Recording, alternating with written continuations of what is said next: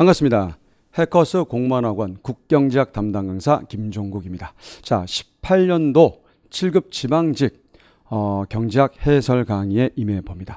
자, 이번 경제학 문제는요, 여전히 지난 국가직에서 이어지고 있는 수리식 문제가 한 12문제 정도 출제되면서 역시 강세를 보이고 있고요. 전체적 난이도는 경매라든지 또는 자녀 수요 함수 등의 몇 가지가 좀 특이한 것이 있었지만 사실 그 모든 문제들은 저는 수업 과정에서 모두 다뤘던 그런 내용들인데요. 이런 것들을 제외한다고 한다면 난이도는 예년에 비해서 그렇게 높지는 않은 그러한 출제 경향을 보이고 있습니다. 사실 최근에 그 경제가 상당히 많이 높은 난이도를 보이고 있었는데 그 연장선상에서 흐름을 쫓아가고 있기 때문에 물론 처음 임하시는 분들은 많이 어렵겠지만 그동안 준비가 좀 되신 분이라고 한다면 난이도 자체는 많이 어렵다라고 할 수 없는 중상 정도의 난이도다라고 얘기할 수가 있겠습니다. 자, 첫 번째 문제부터 풀어드립니다. 자, 본원 통화량이 불변인 경우에 통화량 증가 요인만을 골라봐라 라고 했습니다. 여러분들, 본원 통화의 통화 승수 곱한 것이 통화량이죠. 그런데 본원 통화량 H를 일정하게 둔 상태에서 M을 늘리는 방법은 통화 승수가 뭐 하면 되겠습니까? 커지면 되겠죠. 통화 승수 커진다는 것은 현금 보유 비율을 낮게 함으로써, 다른 말로 말하면 민간은 예금을 많이 하고요, 지급 준비율을 낮춤으로써, 이 말은 일반은행은 대출을 많이 함으로써 뭡니까? 통화 승수를 크게 할 수 있죠. 자, 그렇다면 기억, 초과 지급 준비금이 낮아졌다. 그만큼 대출을 많이 한다는 의미니까 분명히 통화 승수를 커지게 함으로써 통화량을 증가시킬 수 있는 요인 맞습니다. 근데 이것도요, 법정 지급 준비금이 낮아짐으로써 역시 대출을 많이 할 수 있기 때문에 통화 승수가 커져서 통화량 증가가 맞습니다. 그런데 니은 보시면 현금을 더 선호한다는 거, 원래 예금을 많이 해야 그만큼 대출 여력이 커질 수 있는데 현금을 더 선호하게 되면 오히려 통화 승수는 작아집니다. 따라서 니은은 아니죠. 그래서 기억 디귿의 몇 번입니까? 2번이 정답이 되겠습니다. 자, 2번입니다. 직장인 K는 거주할 아파트를 결정할 때 직장까지 월별 통근 시간의 기회비용과, 자, 볼게요. 월별 통근 시간의 기회비용과 아파트 월별 임대료만을 고려해서 구한다. K의 최적 선택은 결과적으로 그런 기회비용이 뭐 하면 됩니까? 제일 낮으면 되겠죠. 자, 따라서 우선 1시간당 1만 원이니까 10시간이면 10만 원입니다. 자, 월별 임대료와 더하게 되면 160, 더하게 되면 150, 더하게 되면 145, 더하면 150으로 제일 작은 쪽은 C 아파트가 됩니다. 너무나 당연한 얘기죠. 예, 바로 넘어갑니다. 자, 3번 문제 보시면 GDP 관련 문제가 나왔습니다. GDP는 국내 생산이니까 해외 생산돼서 들어온 건 국내 GDP에 포함이 안 되죠. 그래서 일단 답은 1번입니다. 하지만 2번, 국내에서 생산이 됐어요. 일단 포함되죠. 그런데 중간재란 말 때문에 혹시 착각을 하실 수 있는데, 설사 국내에서 생산된 중간재라 할지라도 이게 밖으로 나가게 되면 국내에선 그것이 최종 생산물이 되기 때문에 GDP에 포함이 된다고 그랬죠. 그래서 맞습니다. 3번, 국내에서 생산해서 수출했다. 당근입니다. 국내에서 생산해서 국내 소비자 판매했다. 당근입니다. 그래서 포함되지 않는 것은 몇 번만이다? 1번이다. 그래서 뭐 해외 공장 생산이니까 당연히 포함되지 않죠. 답은 1번이었고요. 자, 4번입니다. 약간은 낯설 수도 있는데 많이 다뤘던 문제 중에 하나입니다. 완전 경쟁 시장에서 활동하는 A기업의 고정비용인 사무실 임대료가 작년보다 30% 상승했다. 단기 균형에서 A기업이 제품을 계속 생산하기로 했다면, 자, 이거는 적어도 AVC보다 B가 크면 어떻습니까? 계속 생산을 할 수 있죠. 자, 그런데 전년 대비 올해 생산량은, 원래 이윤극대화 조건은 완경은 PMC인데요. MC가 변하지 않는 한 분명히 이윤극대화 조건은 변할 수가 없죠. 그런데 고정비용인 사무실 임대료가 올라간 것은 고정비용은 자, 한계 비용에 영향을 줄 수가 없기 때문에 한 번 내면 끝나니까 생산량과 무관하기 때문이죠. 그렇기 때문에 고정비용은 MC에 영향을 줄 수가 없습니다. 따라서 이윤극대화 조건은 동일하게 BMC이기 때문에 자, 올해 생산량은 전년과 다를 바가 없겠죠. 몇 번 답입니까? 4번. 자, 좋습니다. 자, 5번 문제 갑니다. 자, 우리 수험생 여러분들 이런 실수는 안 하셨을 거예요. 그죠? 뭐냐면 투자 지출이 120만큼입니까? 120으로입니까? 으로. 그러니까 원래 100이었는데 120으로. 얼마 는 거예요? 20만큼 늘린 거죠. 자, 그 다음 정부 지출도 220으로니까 200에서 220으로 역시 20만큼 늘었습니다. 자, 그 다음 조세 수입이 250으로니까 역시 50만큼 늘었죠. 자, 그런데 승수를 계산해 보시면 우리 투자 승수 1 빼기 C분의 1이죠. C는 한계 소비성이 얼마입니까? 0.75. 이거 얼마 나와요? 0.25. 4분의 1이죠. 역수는 4. 그래서 4와 20 곱하면 80. 정부 지출소 지출 승수도 투자 승수와 동일하기 때문에 4. 따라서 80. 그런데 조세 승수는 마이너스 C를 1 빼기 C로 나눈 값이기 때문에 0.25죠. 0.75 나누면 얼마입니까? 마이너스 3입니다. 따라서 마이너스 150이 나오죠. 160에 마이너스 150이면 10만큼 듭니다. 따라서 2번 답이다. 뭐 그렇게까지 어려운 문제는 아니죠. 좋습니다. 자, 우리 이제 6번 문제입니다. 아마 우리 친구들 이 문제에 대해서 혹 당황을 할 수 있었을 문제이겠지만 저는 이미 다 다뤄준 문제예요. 다 다뤄준 문제고 이미 많이 예비를 했었고 심지어 작전까지 짜줬던 전형적 문제가 그대로 출제됐습니다. 자, 이런 정도라면 뭐 100% 적중이나 할 수 있겠죠. 그런데 여러분들 공리주의적 배분 방식, 사실 그 재정학 내용이라고 했었고 마지막 쪽집게 특강에서도 이 비법을 공개했었지만 한계 효용이 일치되게끔 분배 배분하면 돼요. 우리 공리주의적 배분이었죠. 라고 한다면 자, 루트 x를 자, 뭐 하는 겁니까? 이걸 미분했을 때 자, 무리함수 미분 어떻게 해요? 2 루트 x분의 1로 되죠. 그 다음 이쪽도 한계효용을 구하면요. 앞에 2는 그대로 있는 상태에서 루트 y를 미분하면 어떻게 됩니까? 2 루트 y분의 1이었죠. 요거 소거됩니다. 이게 뭐 하면 돼요? 같으면 돼요. 근데 제약식은 xy가 어차피 150이니까 요거는 150이다. 자, 이게 공리주의적 배분 방법이라고 그랬죠. 한계용이 일치하면 됩니다. 자, 따라서 이거 어떻게 합니까? 자, 양변을 제곱하게 되면 4x분의 1. 자, 루트 y를 제곱하면 y분의 1. 결과적으로 y는 몇 x 됩니까? 4x.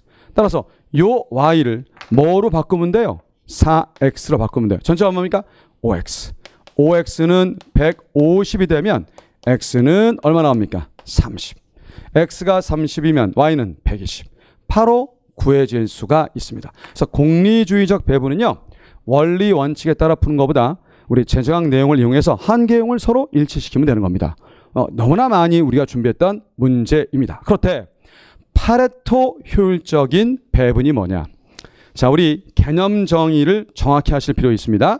답은 요 두 개 중에 하나인데요. 파레토 효율적이다. 우리 뭐예요? 개념이 한 사람의 효용을 감소시키지 않고서는 다른 개인의 효용을 증가시킬 수 없다. 아하, 한쪽이 늘면 다른 쪽은 반드시 주는 상태예요. 그렇다면 x 더하기 y가 150이다 라고 전제했을 때 한쪽이 늘면 반드시 다른 쪽은 줄게 되어 있으니까 x 플러스 y가 150을 만족하는 어느 점도 모두 한쪽을 늘리면 한쪽은 줄게 되어 있으니 모든 점이 무슨 배분입니까? 파레토 효율적인 배분이다. 자, 그래서 우리 몇 번 답이 되는 겁니까? 4번 답이 되는 거죠. 아주 좋은 문제고요. 자, 여러분들 여기 적어도 공리주의적 가치 배분 아주 적중했던 문제가 되겠습니다. 자, 이제 우리 7번 문제를 보겠습니다. 여러분들 리카르도 등가 정리라는 거 정말 중요하죠. 자, 우리 이제 이런 이야기를 리카르도 등가 정리에서 할 수가 있습니다. 분명히 세금을 만약에 징수해서 이걸 가지고 뭔가 확장 재정 정책을 취한다면 그만큼 세금 많이 물면 가처분 소득이 줄 테니까 절대 세금을 징수하면 소비 증가는 불가능하죠. 자, 그런데 케인즈가 뭐라 말합니까? 세금 늘리지 않고 국채, 보통 B로 표시합니다. 국채를 발행해서 이걸 재원으로 정부 지출은 그대로 둔 상태에서 세금을 뭐 해주겠다? 깎아주겠다. 세금 느는 것이 소비 증가 효과가 없다고 한다면 반대로 국채를 발행해서 모은 돈으로 세금을 뭐 한다면? 깎아준다면 그만큼 가처분 소득이 늘어서 소비가 뭐 할 수 있다? 증가할 수 있지 않느냐? 이렇게 주장한 것이 누구 주장인데? 케인즈 주장인데 이때 리카르도 등가정리는 어떤 의견을 내놓는 거예요? 자, 우리 경제 주체가 합리적이기 때문에 이 국채의 본성을 안다는 겁니다. 이 국채는 결국 미래에 우리가 부담해야 될 뭐라고요? 조세예요. 조세입니다. 그러면 이 국채를 뭐로 여긴다는 겁니까? 부채로 여기는 거예요. 부채로. 이걸 만약에 자손 세대에 넘겨줄 수 있나요? 부모 입장에서 안 된다는 거죠. 그렇다면 내가 뭐 해야 됩니까? 갚아야 됩니다. 그렇다면 세금을 깎아주고 그 남은 돈, 나는 남은 돈, 이 돈을 차라리 저축 증가로 뭐 하는 겁니까? 쓸지언정 절대 소비 증가로 가지 않는다는 거죠. 그죠? 그러니 결국 미래 조세를 저축 증가로 대비를 지금 현 세대, 자기 세대에서 뭐 한다는 겁니까? 부담을 하려 할 거기 때문에 결론적으로 조세 징수나 국채 발행은 둘 다 소비 증가 효과가 있다 없다? 없다 라고 말한 것이 리카르도 등가 정리가 됩니다. 자, 그렇기 때문에 디귿 선지를 보시게 되면 소비자들은 미래에 부과되는 조세를 장래 세대가 아니라 자기 세대가 부담해야 될 거로 기대하기 때문에 이걸 준비하기 위해서 자, 세금을 깎아주고 남는 돈, 그 돈으로 소비 증가가 아니라 오히려 저축을 증가시켜서 대비한다는 거예요. 즉 자기 세대가 낸다고 생각하는 거죠. 따라서 디귿은 뭡니까? 리카르도 등가 정리가 성립하는 조건이지 반론이 아닌 겁니다. 만약에 장래 세대가 부담한다고 한다면 굳이 이런 대비를 할 필요가 없는 거죠. 자, 따라서 디귿 선지는 반론으로 볼 수가 없고 오히려 리카르도 등가 정리 성립 조건이다 라고 할 수가 있겠습니다. 자, 그런데 기업과 니은은 이제 반론이죠. 뭐라 반론합니까? 과연 우리 인간이 경제 주체가 항상 합리적일 수 있지 않느냐? 합리적일 수 있느냐? 자, 근시안적 단견을 가질 수 있다. 게다가 자, 소비자들이 자금을 조달할 때 차용 제약이 있다면 다른 데서 돈을 꿀 염두가 안 난다면 근데 정부가 국채를 발행해서 그걸 재원으로 세금을 깎아주면 그 돈만큼 소비 증가로 갈 수 있다는 거예요. 그러니 요 두 개가 나오면 리카르도 등가 정리는 성립하지 않죠. 그러니 반론이 되기 때문에 기억 니은의 몇 번 답이다? 1번 답이다. 자, 그래서 정답 1번이었습니다. 자, 우리 이제 8번 문제를 보겠습니다. 자, 이 문제도 이제 뭐 많이 다뤘던 문제인데요. 자, 문제 보시면 단기적으로 100개 기업이 존재하는 완전 경쟁 시장이 있다.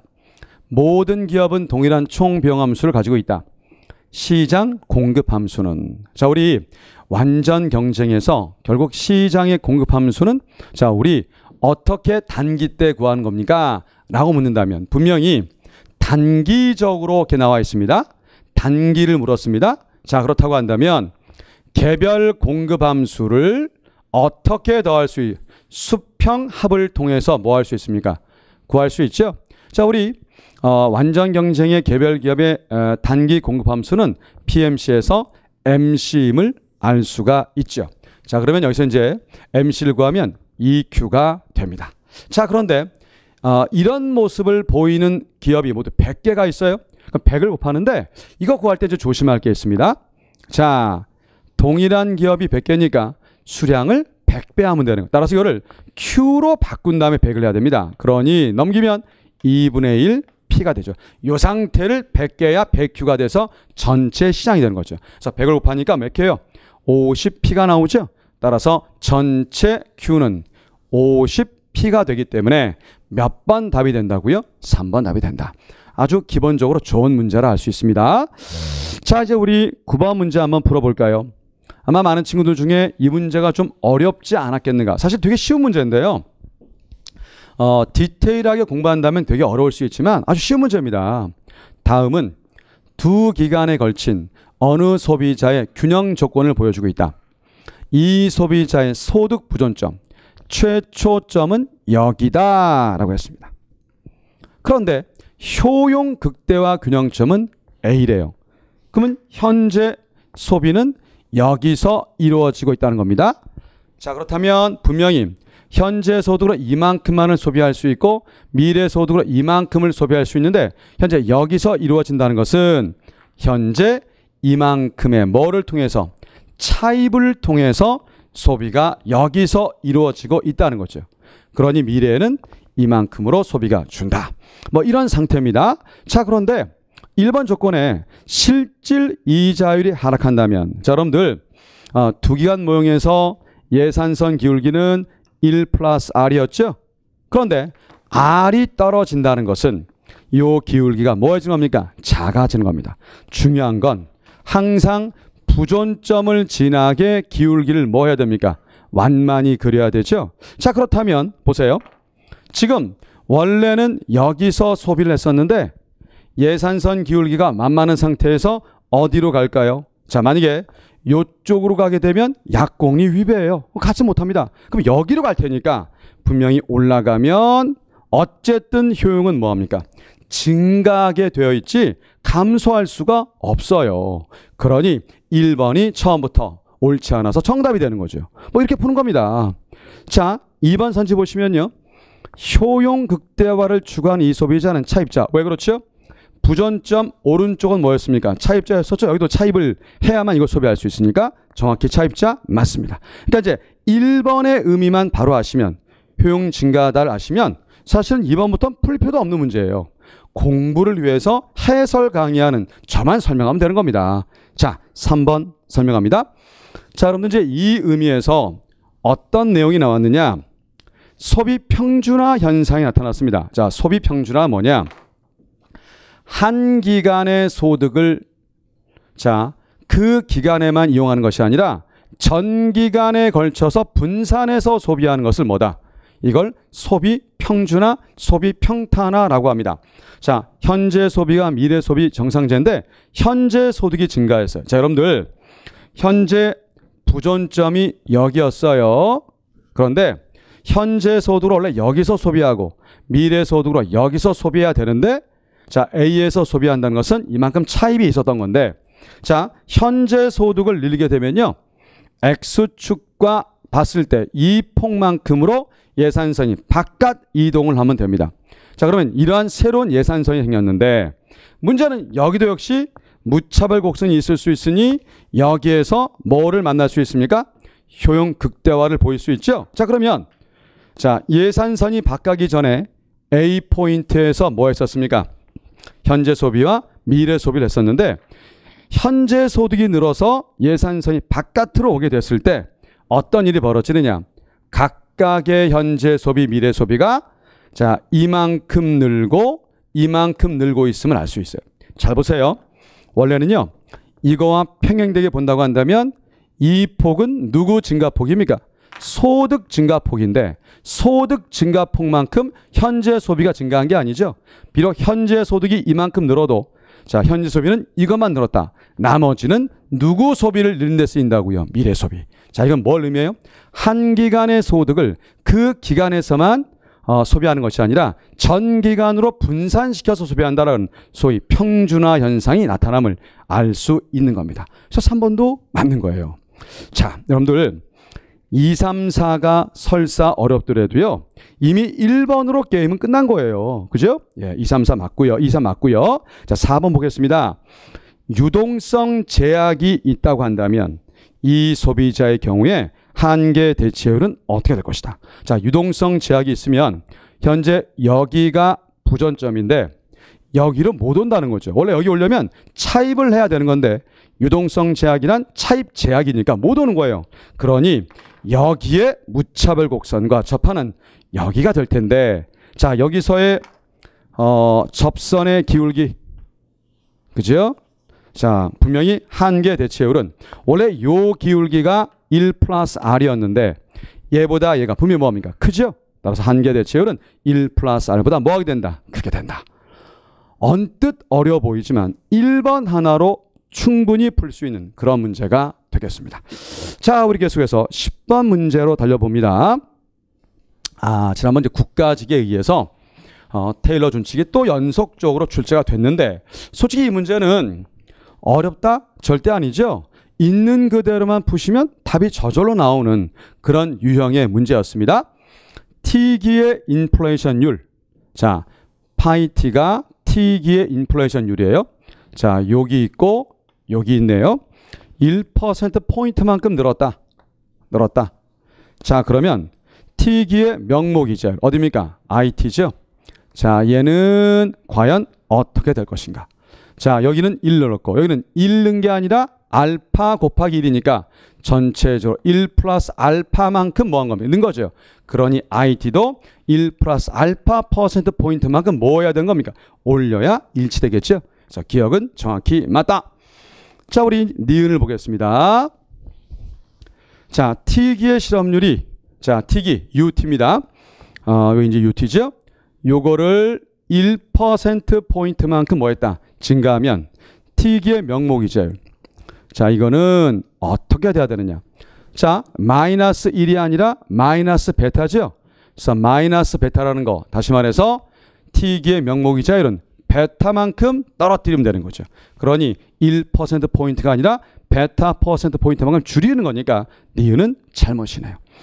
자, 우리 디귿입니다. 뭐 그냥 그대로 보시면 되는 문제예요.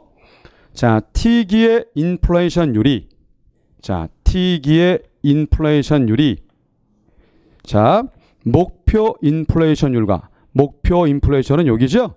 요거와 뭐라면 같다면 벌써 같으니까 없어지죠. 그 다음 T기의 실업률이 자, 자연 실업률 UN과 같다면 없어지죠.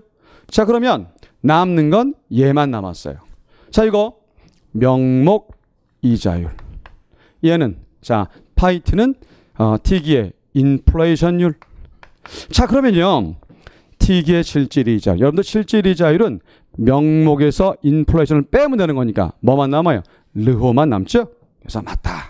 그래서 기억 디귿이 정답이라서 몇 번 답입니까? 3번이 정답이다. 솔직히 이런 문제 어렵다고 포기하기에는 너무 쉬운 문제라서 이런 문제를 여러분들이 놓치신 것은 상당히 아까운 일이죠. 예, 좋습니다. 자, 11번 갑니다.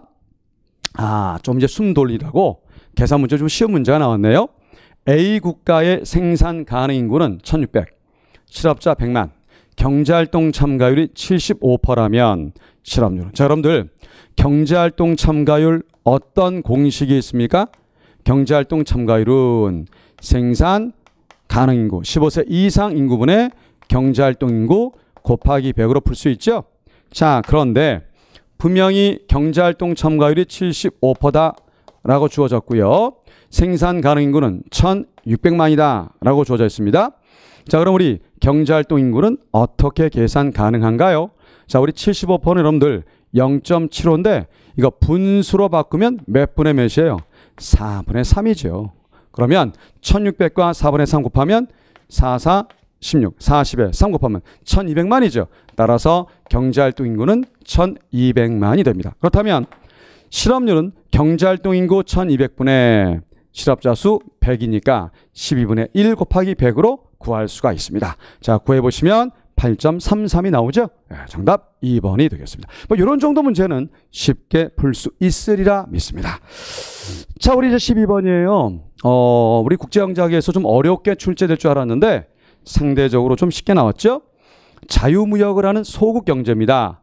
자, A국이 X제 수입품에 관세를 부과했다. 관세 부과 이후의 균형에 대한 설명으로 옳은 것만을 골라봐라 라고 했습니다. 자, 여러분들 관세를 부과하면 국내 가격이 상승하면서 국내 생산량 증가하고요. 국내 소비량 감소하죠. 그죠? 그리고 다유당 관세 곱하기 수입량큼의 관세 수입이 발생되죠. 기억은 당연히 맞습니다. 자, 그러면 보세요. 생산자잉이 어떻습니까? 가격이 뛰고 국내 생산이 늘었으니까 당근 증가합니다. 소비자 잉여는요. 가격 뛰고 소비량 줄었으니까 당연히 감소하죠. 니은은 틀렸습니다. 정반대죠. 자, 디귿입니다. 자, 이랬을 때 순손실이 생기느냐. 자, 보세요. 생산은 더 늘었고요. 관세 부과전에 비해서 소비는 줄었기 때문에 이로 인한 뭐가 생길 수밖에 없다. 후생 손실이 생길 수밖에 없어요. 자, 기억 디귿에 몇 번 답입니까? 2번이 답이 되겠습니다. 자, 우리 13번 문제입니다. 역선택. 사실 이런 정도 문제는 여러분들이 이제 쉽게 답을 맞출 수 있었으리라 믿습니다. 역선택 대책 옳은 것은 교통사고 시, 기출도 많이 나온 선지죠. 자동차 보험료를 할증한다. 교통사고 시 이거 하는 거는 이미 가입된 이후의 문제, 이걸 막기 위한 것이기 때문에 도덕적 해이와 관련이 되죠. 성과급도 역시 도덕적 해이와 관련이 됩니다. 답은 4번이죠. 가입 시 신체 검사를 통해서 뭐 하는 겁니까? 자동화하는 거. 역선택을 막기 위한 아주 좋은 방법입니다. 근데 여러분들 논란 될 수 있는 것이 3번이에요, 사실. 자, 이렇게 한번 도식 구조를 만들어 봤습니다. 만약에 가난하다, 좀 열악한 환경에 살고 있습니다. 부자다, 좋은 환경에 살고 있습니다. 상대적으로 가난하면 어떤 병에 감염이 좀 높을 수 있고 부자는 그렇지 못하다라고 가정한다고 한다면, 자, 솔직히 누가 예방접종을 맞아야 더 좋은 거예요? 이쪽이 예방접종을 맞아야 되는데 가난하니까 돈이 없어서 못 받고 얘는 받는 그런 문제가 생길 수 있다는 거죠. 이걸 막으려면 일단 얘네들도 무료로 했을 때 맞게끔 해야 되겠죠. 그래서 무료를 했어요. 근데 무료라고 해서 다 맞아요?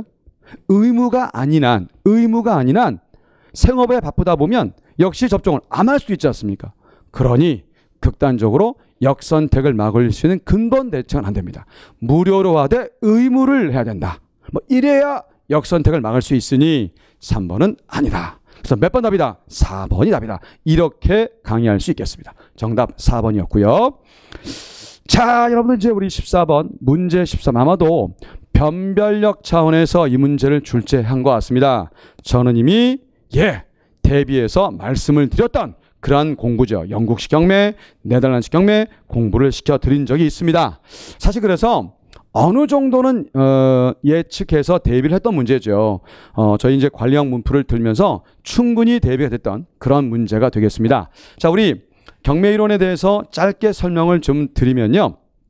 우선 크게 영국식 경매라는 것이 있습니다.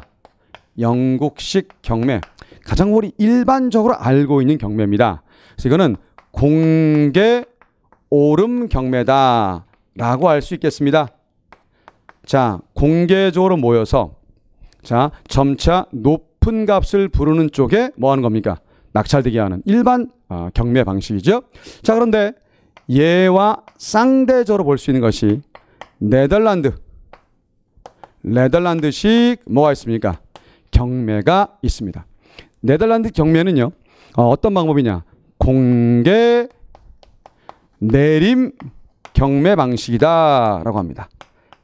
애초에 값을 처음에 던진 다음에 그때부터 하나하나 내렸을 때 제일 먼저 손을 드는 쪽에 낙찰되는 방식이 바로 공개 내림 경매 방식이 됩니다. 사실 이제 이렇게 되는 이유는 이거예요.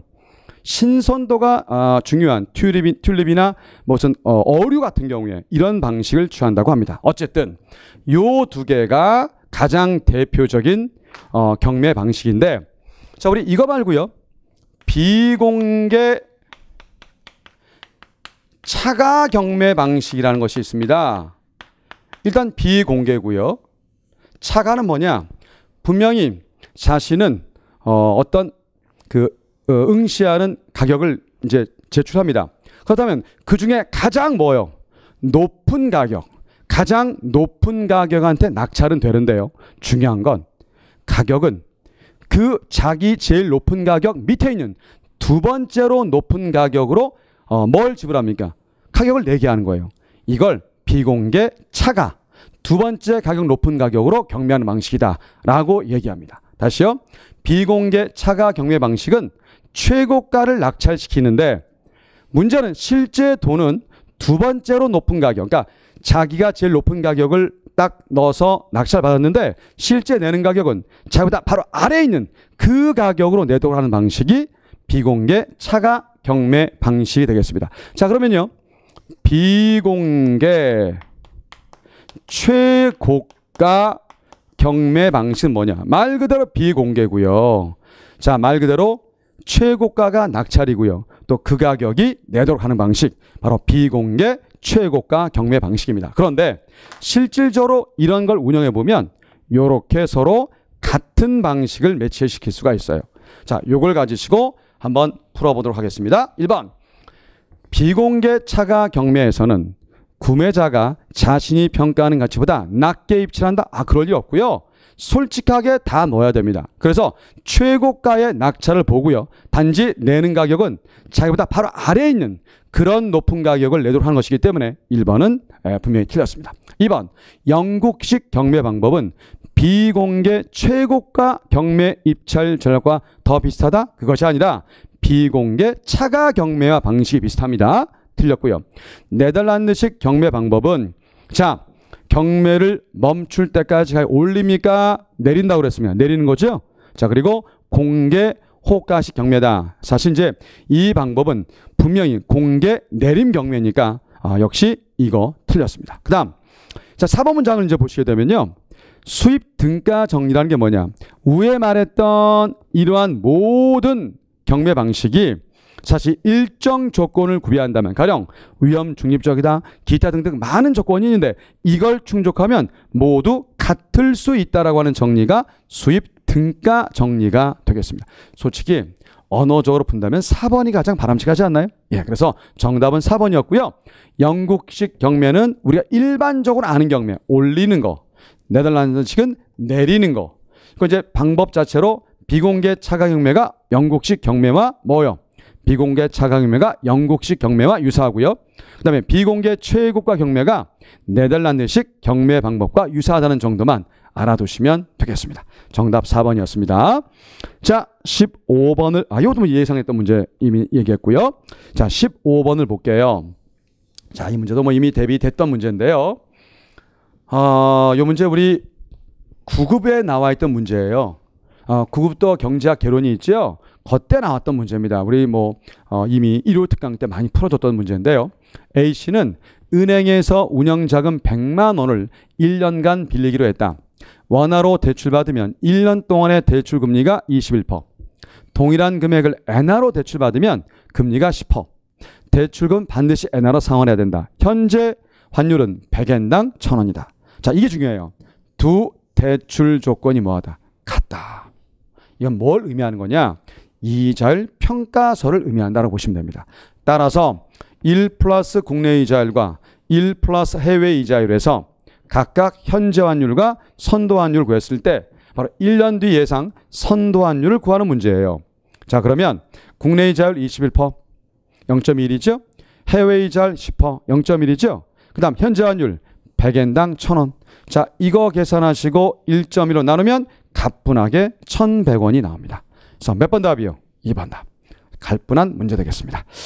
자, 우리 계속해서 16번이요. 이 문제 제 기본서에도 있고요. 이거 이미 앞쪽에서 출제됐었던 기출문제가 똑같죠. 설명이 필요 없는 문제 같습니다. 구매력 평가 이론은 양국의 화폐 한 단위 구매력이 같도록 환율이 결정된다는 것이다. 구매력 평가 이론에 따르면 양국 통화의 뭐는요? 자, 명목 환율은, 자, 이 명목 환율이죠. 양국의 무슨 수준이요? 물가 수준이 같게 되게끔 결정한다. 구매력 평가설이 성립하게 되면 실질 환율은 1로 불변이죠. 그래서 가볍게 몇 번 답입니까? 3번. 이미 기출문제를 또 낸다는 게 참 마음이 아프네요. 예, 정답 3번이었고요. 자, 우리 17번입니다. 많은 친구들이 이 문제에 대해서 선생님 굉장히 어렵다라고 했는데 분명히 말씀드리지만 저는 이미 강의를 해드렸습니다. 동일한 문제예요. 이거 우리 국회직 특강 5, 6월 권한도 특강이지만 그대로 있는 문제입니다. 그대로 있습니다. 똑같은 패턴이에요. 똑같은 패턴입니다. 지배적 기업과 군소기업이 있다. 그죠? 쭉 나오다가 결국 물음 자체도 동일합니다. 자, 과연 어떻게 풀 것인지 자 풀어드립니다. 큰 기업인 A와 지배적 기업이죠. 다수의 작은 기업으로 구성된 시장이 있다. 작은 기업의 공급 함수를 모두 더하면 이렇다. 시장 수요는 이렇다. A의 비용 함수 이렇다. 자, A의 잔여 수요 함수는, 여러분들 잔여 수요량이라는 것은 전체 시장 수요량에서 다른 기업의 공급을 빼버리면 그게 잔여 수요량이 될 수 있죠. 그러면 시장 수요량 400 빼기 P, 그 다음에 다른 기업의 공급 전부 다 얼마입니까? 200 플러스 P. 얘를 빼면 돼요. 빼면 400에서 200 빼면 200 나옵니다. 마이너스 P 또 마이너스 P, 마이너스 2P 나옵니다. 따라서 Q는 200 빼기 마이너스 2P가 나옵니다. 자, 이제 그러면요. 우리는 지금 잔여 수요함수 일단 요 파트에서 200 빼기 2P로 이미 계산해 냈고요. 자, 이런 상태에서 균형 가격을 만들어야 되는데 이건 이윤극대화 조건을 따지시면 되겠죠. 자, 따라서 우선 P 함수로 바꿔줍니다. 왜요? MR을 구하기 위해서. 그러면 P 함수로 바꾸면 자, 다시 한번 써보겠습니다. Q는 200 빼기 2P인데 자, 2P는 200 빼기 Q니까 자, 2로 나누면 100 빼기 2분의 1 Q가 됩니다. 자, 요 P에서 뭐를 구한다고요? MR을 구해보자. MR은 절편각고 기울기 2배니까 100 빼기 Q로 쓸 수가 있습니다. 그런데 이윤극대화 조건은 MRMC인데 MC가 여기서 얼마요? 총 비용함수 미분하면 20 나오죠? 20. 그럼 여기에 대해 구할 수 있죠. 따라서 Q는 얼마가 나옵니까? 80으로 나올 수 있습니다. 근데 묻는 것이 수량이 아니라 가격이니까 이 수량을 수요함수에 대입해야 되겠죠. 자, 수요함수 대입하시게 되면 얼마 나옵니까? 80 대입하면 40이죠. 100에서 40 빼면 60. 자, 따라서 몇 번이 답입니까? 2번이 답이 되는 문제입니다. 솔직히 풀이 과정 자체가 그렇게 복잡하거나 어려운 게 아니에요. 다시 말씀드리지만 이 문제는 앞으로 또 나올 가능성이 상당히 높은 문제입니다. 그래서 잔여 수요량은 시장 전체 수요량에서 다른 기업 공급을 빼라. 시장 전체가 400 빼기 P라면 자, 잔여 기업의 공급량이 200 빼기 P를 빼면 400에서 200 빼서 200 마이너스 P 마이너스 P 마이너스 P. 자, P로 바꾼다고 한다면 100 빼기 2분의 1 Q가 된다. 이윤극대 조건 MRMC를 조건 취한다면 MR은 여기 나와 있는 이 조건이 될 수 있겠죠. 절편각고 기울기 2배 Q입니다. MC가 이제 20이니까 요걸 일치시키시게 되면 넘기면 80 나온다. 요 80을 다시 수요함수에 대입하시면 40 나오고 100 빼면 60 나오죠. 가격이 얼마다? 60이 되는 그런 문제가 되겠습니다. 사실 개인적으로 이 문제를 생각을 해봤었을 때요. 뭐 그렇게까지 어려운 문제는 사실 아닐 수 있는데 우리 수험생들이 이게 뭐야 라고 생각했던 그런 문제고 이미 대비가 철저히 됐던 문제다라고 할 수 있습니다. 답 2번이 되겠습니다. 자, 우리 이제 18번 문제예요. 자, 여기 이제 잔차 얘기 많이 했었죠. 자, 우리 요 생산함수를 자, 근사치 공식으로 바꾼다면 뭡니까? 자, Y 실질 GDP 증가를 바꿀 수 있죠? 얼마요? 5%. 그 다음 자, A에 대한 파트 잔차입니다. 그 다음 나머지는요 3분의 1 앞으로 오고요. 그 다음 L 증가율. 자, 더하기 3분의 2가 앞으로 오고요. 자, K 증가율. 뭐 끝이죠 뭐. 자, L 증가율 3%, K 증가율 3%.